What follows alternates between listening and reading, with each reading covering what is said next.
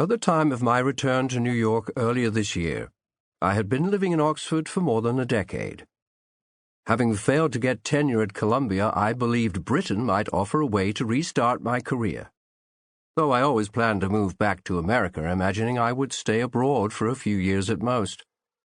In the interim, however, America has changed so radically.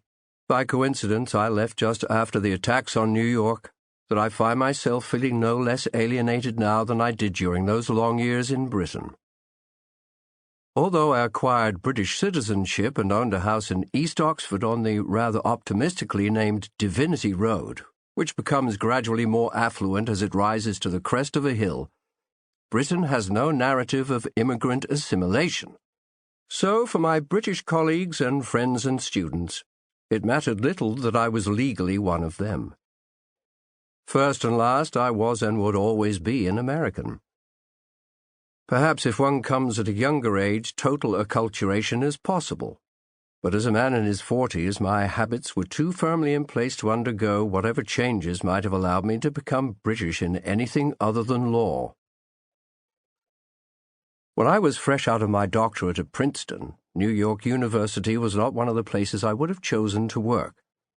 But I was thrilled when NYU's history department approached me to apply for a professorship, and even happier when I was offered the position, assured at last that my years away from home were finished. It is surprising how much displacement can alter the mind. And while I went to Britain entirely of my own accord, I became restive after the first few years and increasingly resentful that I was being denied, it seemed to me then, access to a fully American life.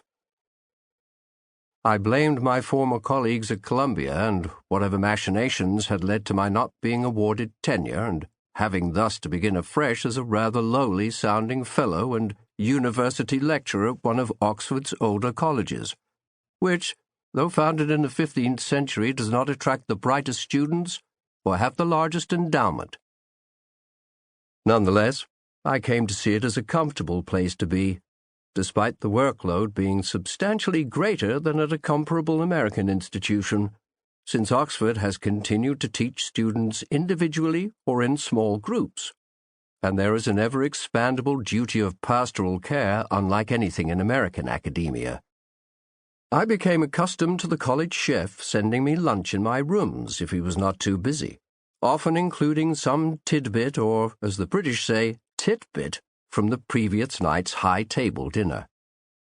There were excellent wines in the college cellars, and life ticked on as it had for centuries, with few changes other than the admission of women, which some dons in my time still regarded as an ill-thought-out modernization that had, they insisted, altered the character of Oxford irremediably.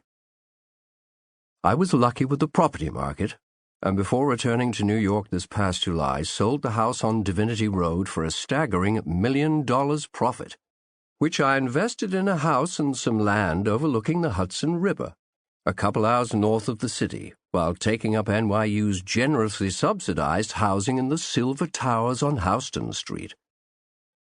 Beautiful this apartment is not, but it is a 5-minute walk to Bob's Library, and I have relished being back in a city that feels global in a way Oxford certainly did not, despite the great number of international students and scholars hustling around its quadrangles.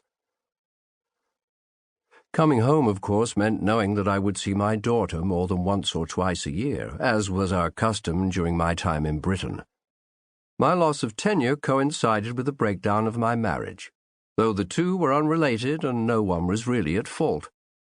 Nonetheless, it had felt at the time as if there were doubly good reason to seek new opportunities, not only because my career in American academia was finished so far as I could tell, but because my marriage was also over.